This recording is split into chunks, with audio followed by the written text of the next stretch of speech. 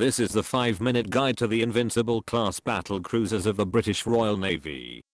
The Invincible class were the first battle cruisers in the world, although they were not called by this name when they were brought into service.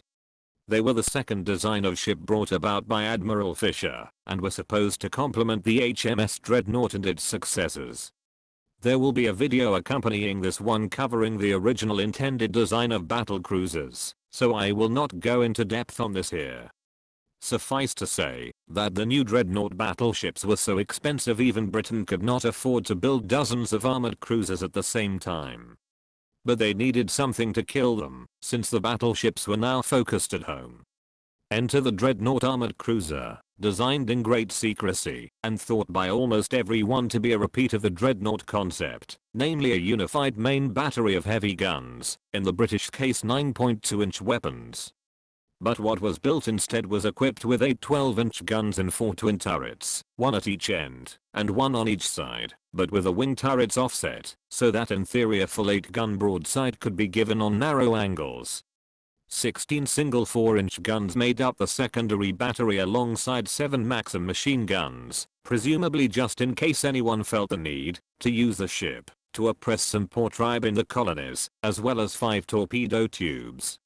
The ships were fast, capable of 25 knots, which was faster than almost any other armored cruiser, and managed 26 knots on trial runs. They were protected by a 6-inch belt of armor.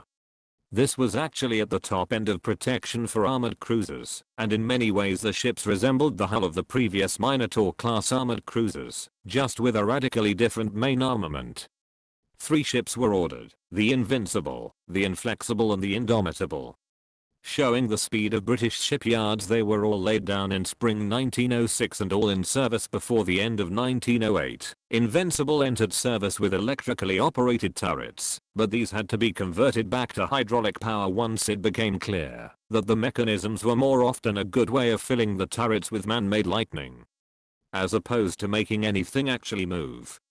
A slightly modified variant of the design was built as the 3-ship Indefatigable class in 1909, but that is another matter for another video.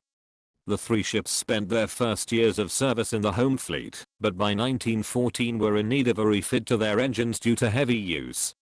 Invincible was therefore in England, having this done when war broke out, whilst Indomitable and Inflexible were in the Mediterranean alongside the Indefatigable.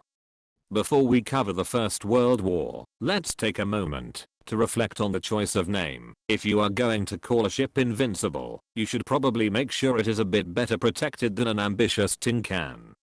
And you should also be absolutely certain it will be state-of-the-art for years to come, as opposed to succeeded by much more powerful designs before a child born at the same day as the ship's launch has learned to speak.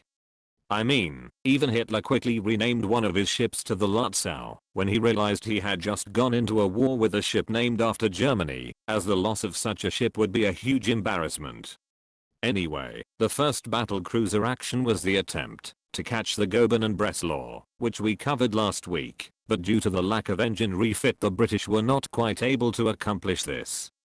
But since they were now there, the ships were ordered to attack the Dardanelles. This went well, and the Ottoman fortifications were heavily damaged in short order, but since no invasion force had been organized the ships withdrew, which ironically showed the Ottomans exactly where all their weak points were, and gave them time to fortify the area, which would eventually mean the Gallipoli landings were a bloodbath instead of a relatively easy victory.